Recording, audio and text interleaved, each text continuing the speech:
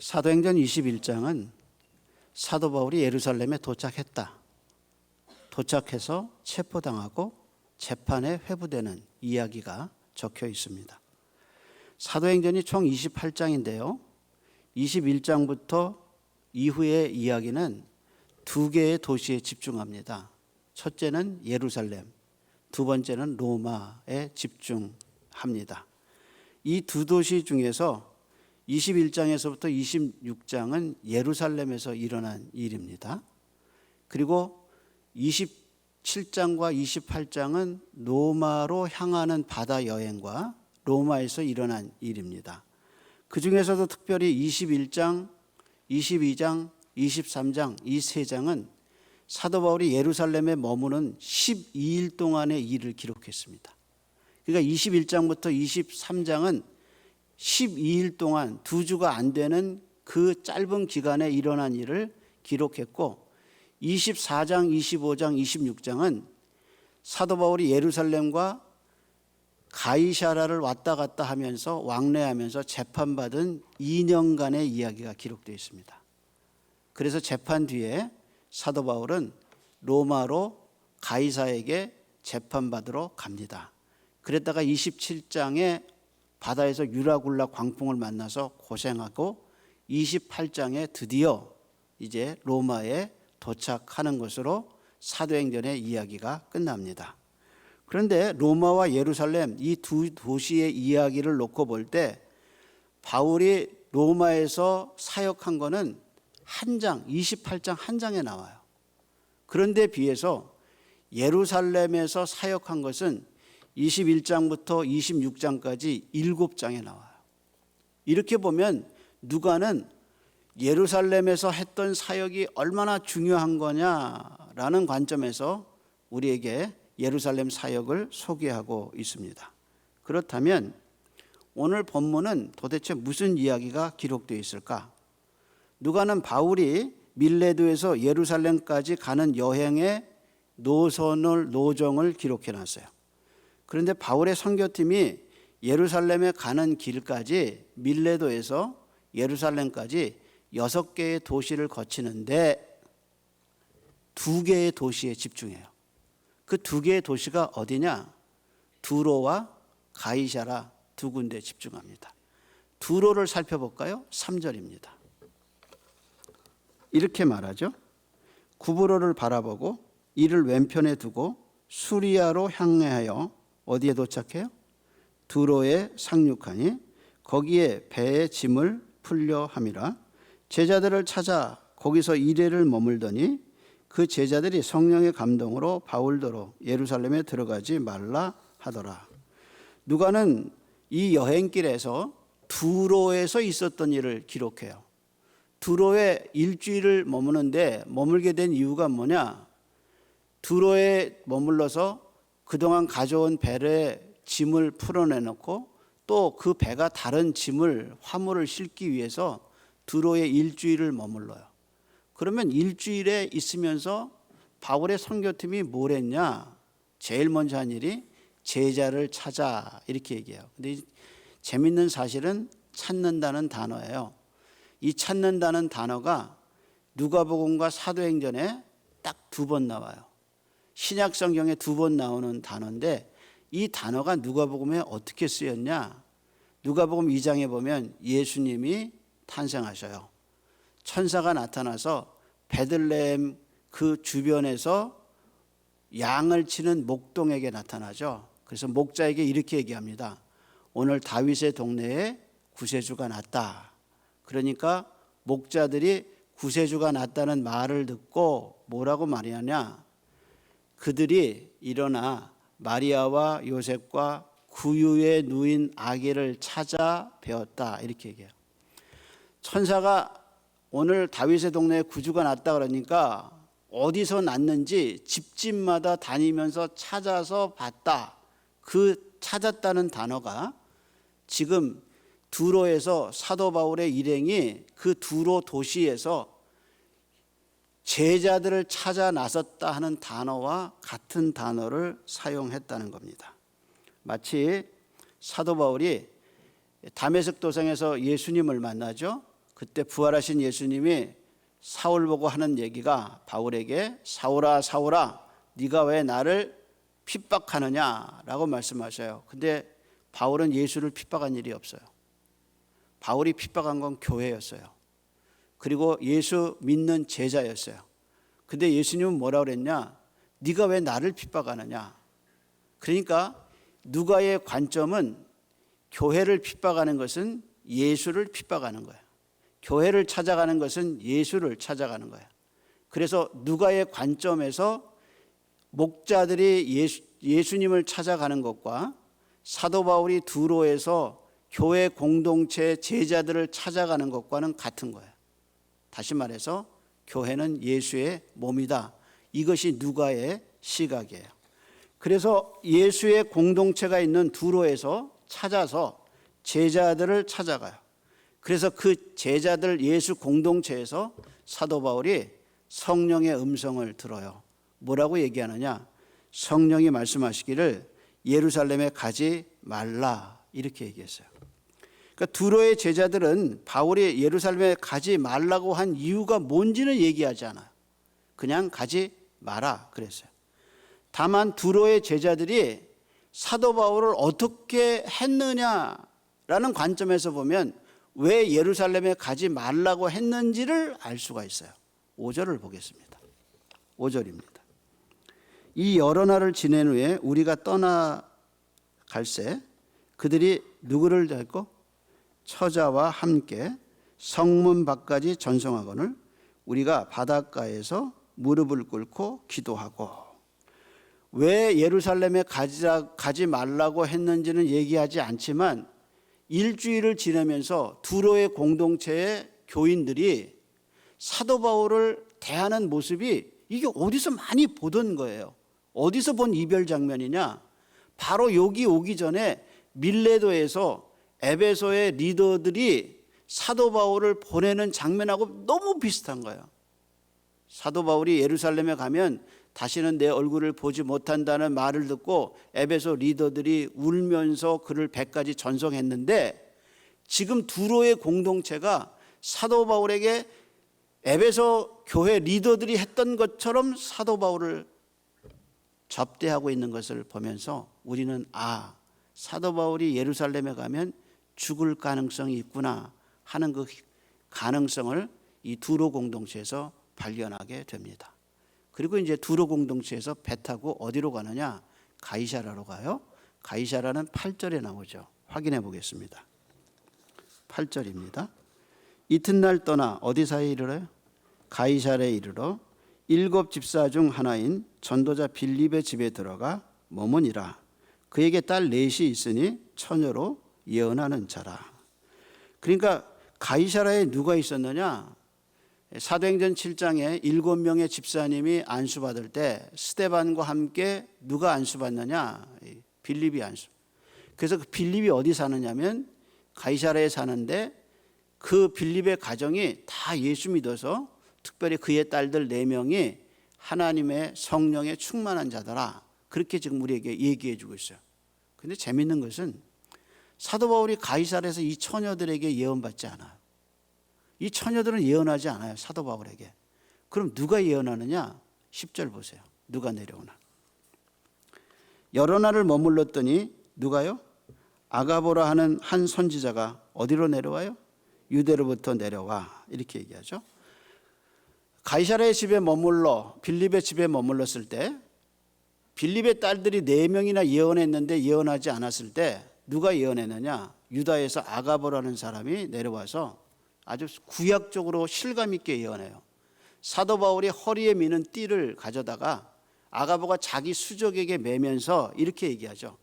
이 띠의 임자가 예루살렘에 올라가면 이렇게 지금 묶인 것처럼 이방인들에게 넘겨질 것이다 라고 실감 있게 얘기해요.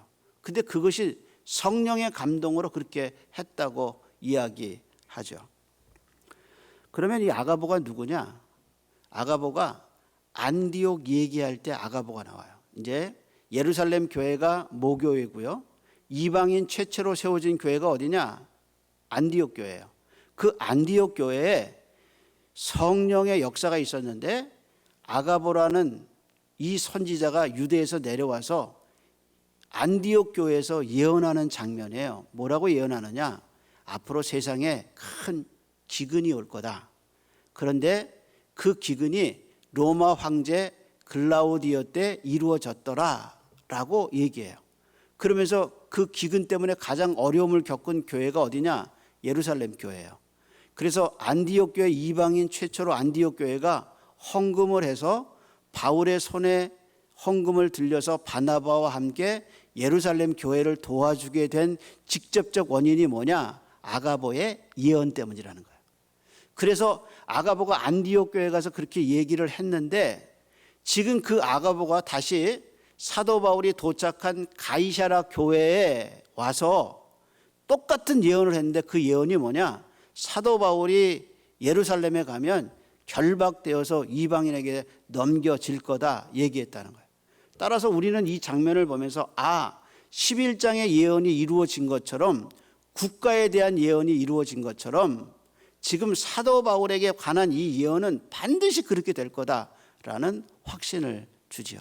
그래서 바울은 두로에서도 그랬고요, 가이사랴에서도 그랬고, 공통의 성령이 하신 말씀은 예루살렘에 가지 말라는 거예요.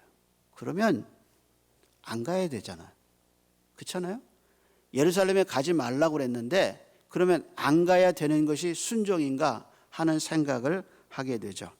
그때 바울이 뭐라고 얘기하나? 이렇게 얘기하죠. 나는 예루살렘에 가서 결박뿐 아니라 내 목숨이 조금도 귀한 것으로 여기지 않는다라고 얘기하는데, 이 말이 여기서만 한 말이 아니라는 거예요.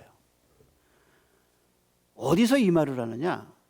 20장에 가면 밀레도에서 에베소 리더들에게 똑같이 얘기해요. 그 장면 20장 22절로 가보겠습니다.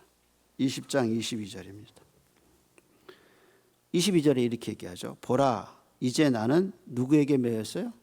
성령에 매여서 예루살렘에 가는데 거기서 무슨 일을 당할지 알지 못하노라.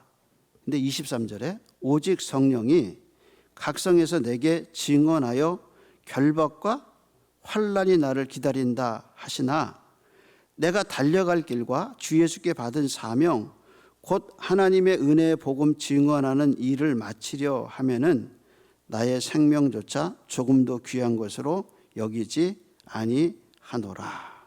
이렇게 말. 그러니까 바울은 이미 밀레도에서 예루살렘에 올라가기로 에베소에서 결심하고 밀레도에 와서 다시 그 결심을 에베소 리더들에게 얘기한 겁니다. 그럼 우리는 여기서 이런 질문을 할 수 있어요. 목사님, 그러면 성령님은 어떤 때는 가지 말라고 그러고 어떤 때는 가라고 그러고, 성령은 도대체 여기서는 이 말하고 저기서는 저 말 하십니까? 그리고 사도 바울은 가지 말라고 그랬으면 안 가는 게 맞지 않습니까? 라는 질문을 우리에게 할 수 있죠. 바울은 오랫동안 두 가지 소원이 있었어요. 그 첫째 소원은 이방인과 유대교회가 하나 되는 거예요. 사도 바울은 이방인 사도예요. 그래서 그는 이방 땅에 다니면서 교회 세웠어요. 예수 믿게 하고 예수 복음 전하고 그 복음이 전한 증거로 교회 공동체가 생겼어요. 근데 이 이방인 교회를 모교회인 예루살렘 교회가 받아줘야 돼요. 그래서 사도행전 15장에 유대 율법으로 구원받는 게 아니라, 할례 받아서 구원받는 게 아니라 이방인이나 유대인이나 다 예수 그리스도로 구원받는다는 교리적 신학적 근거가 사도행전 15장에서 결정이 됐어요. 예루살렘 총회에서. 근데 실제적으로 이방 교회가 많이 섰는데 그 이방 교회를 유대인 교회들이 받아줘야 돼요. 그래서 이방 사도인 자기가 예루살렘에 가서 환영을 받고 이방 교회들이 모아온 헌금을 예루살렘 모교회가 받아주면 그것이 그리스도 안에서 하나 되는 거란 말이에요. 그러니까 그는 목숨을 걸고 예루살렘에 반드시 가야 돼요. 그래서 예루살렘에 갔더니 어떻게 되느냐? 예루살렘 지도자인 예수님의 동생 야고보가 그리고 거기 있는 리더들이 사도 바울을 환영했다, 받아줬다 그랬어요. 그게 바로 이방교회 유대교인이 하나 된 증거란 말이야. 그래서 바울은 어떻게 해서든지 이 하나됨을 위해서 헌금을 가지고 예루살렘에 올라가야 돼요. 어떤 어려움이 있어도 그는 이방교회와 유대교회의 하나됨을 위해서 예루살렘에 올라가야 돼. 각 성에서 결박이 기다리고 환란이 기다린다 그래도 이 하나됨을 위해서 그는 목숨을 걸고 올라가야 돼. 그래서 예루살렘을 향해 가는 거예요. 두 번째 소원이 있어요. 그 소원은 자기 민족 유대에 관한 사랑이에요. 사도 바울은 이방인들에게 복음 전하면서요, 깊은 갈등을 느꼈어요. 그 갈등이 뭐냐? 왜 이방인들은 예수 복음을 전하면 저렇게 복음을 받아들이고 들어와서 교회를 세우고 찬송하고 예배를 하는데 왜 유대인들은 자기가 가는 곳마다 방해하고 자기를 죽이려는지, 도대체 유대인들은 왜 복음을 거절하고 교회를 박해하는지 이해가 안 갔어요. 근데 바울은 자기 민족이잖아요. 그걸 너무 잘 알기에 바울이 로마서 9장에서 11장까지 유대인이 이방인과의 관계를 다루면서 그가 깊은 성령의 깨달음을 받아요. 뭐냐? 아, 유대인이라고 다 유대인이 아니구나.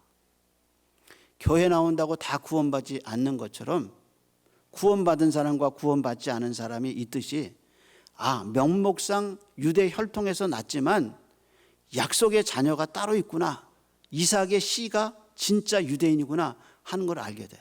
그리고 그는 이방인들이 먼저 복음을 믿고 그 다음에 하나님이 지금은 버려진 것 같고 거역하는 이 약속의 자녀인 이삭의 후손인 이 유대인들이 이방인의 수가 찬 다음에는 이들이 하나님 앞에 돌아오겠구나 하는 것을 깨달아요. 그래서 하나님의 그 경륜을 깨닫고 9장에서 11장까지 이방인과 유대인의 구원 문제를, 특별히 유대인의 구원 문제를 다뤄요. 그렇게 자기 민족을 사랑하고 약속의 씨앗들이 하나님 앞에 돌아올 것을 받아들였던 바울은 예루살렘에 가야 돼요. 그래서요, 예루살렘에 가서 복음을 전해야 돼요. 그래서 사도행전에 사도 바울이 간증하는 게 두 번 나와요. 22장과 26장에 나오는데요, 그 22장과 26장이 다 어디서 하느냐? 유대 민족을 향해서 하는 거예요. 그래서 22장에는 층대 위에 서서 유대인들을 향해서, 예루살렘에 자기를 죽이려고 달려드는 그 유대인들을 향해서 자기가 어떻게 구원받았나, 예수님이 자기에게 어떻게 나타났냐, 그것을 간증하다가 죽을 뻔해요. 그리고 26장에는 아그리빠 왕과 유대의 지도자들에게 똑같이 예수님이 자기를 어떻게 구원했는가 구원의 간증을 해요. 그리고 재판에 이제 결정을 내서 예루살렘에 가게 돼요. 그러니까 사도 바울은 자기 민족을 너무 사랑한 거예요. 그래서 예루살렘에 가야 돼요. 우리 가운데는 아브라함처럼, 믿음의 조상 아브라함처럼 자기 집에 아무도 안 믿어요. 근데 어쩌다가 하나님이 자기에게 은혜를 줘서 예수 믿게 됐어요. 근데 그 안 믿는 집에서 척박한 땅에서 피어난 꽃처럼 너무나 많이 힘든 거예요. 그래서 하나님이 자기를 구원했지만 이 신앙생활이 너무 힘들어서 신앙을 그만두고 싶어하는 사람들이 있을 거예요. 아니면 직장에서 믿음을 가지고 사는 게 너무 힘들어서 예수 믿는 거 그만두고 싶어하는 사람이 있을 거예요. 그게 뭐냐? 환난과 핍박이에요. 그런데 바울은 자기 민족을 너무 사랑하고 하나님, 이방인과 유대인의 교회의 하나됨을 위해서 모든 박해를 견디면서 어떻게 하냐? 가야 되는 거예요. 나를 불러주신 하나님이, 나를 구원시켜준 하나님이 환난과 어려움 가운데서 아브라함처럼 믿음의 조상으로 삼으신 하나님이 실패하지 않아. 그래서요, 바울이 사도행전 23장에 가면 예수님이 바울에게 나타나서 뭐라고 그러셨냐? 바울아, 네가 이 예루살렘에서 나의 복음을 증거한 것처럼 로마에 가서도 나의 복음을 증거할 것이다 하고 로마 길을 열어주셔요. 생각해 보세요. 사도 바울이 지금까지 여기까지 가이사라 예루살렘까지 자기 돈 들여서 왔어요. 성교비 자기 쓰고 왔어요. 근데 예루살렘에 가는 길은 어떻게 하냐? 로마 군인이 호위하면서 재판받으러 돈 하나 안 들이고 로마로 그는 복음 증거하러 가게 돼요. 다시 말해서 예루살렘에 올라온 그에게 로마로 가는 길을 열어주셨어요. 여러분, 믿음을 세상에서 지키기가 쉽지 않아요. 그런데 불러주신 하나님이 실패하지 않는다는 거예요. 예수 그리스도의 날까지 불러주신 당신을 하나님이 지키실 거라는 거예요. 그래서 환난이 기다린다고 사명을 멈추지 마세요. 어려움이 있다고 신앙의 예배의 길을 그만두지 마세요. 걸어가야 합니다. 우리 하나님이 우리를 불러주셨으니까 그리스도의 날까지 우리를 지키실 줄로 믿습니다. 걸어갑시다. 뛰어갑시다. 목표를 바라고 걸어가는 저와 여러분 되기를 소원합니다. 하나님, 포기하고 싶은 순간마다, 그만두고 싶은 순간마다 하나님께 묻게 해 주옵시고, 나를 불러주신 하나님, 나를 세워주신 하나님, 잃어버리지 않도록 인도해 주시고, 나의 달려갈 길을 주님과 함께 걸어가는 우리 성도들 되게 인도해 주시옵시고, 오늘도 이 말씀이 성도들 심령 속에 생명의 양식이 되고 우리의 갈 길이 될 수 있도록 성령 하나님 인도하여 주시옵소서. 이제는 우리 주님 예수 그리스도의 은혜와 하나님 아버지의 크신 사랑하심과 성령님의 교통 충만케 하시는 역사가 오늘도 예배한 모든 이들의 머리 위에 이제로부터 영원토록 함께 있을지어다. 아멘.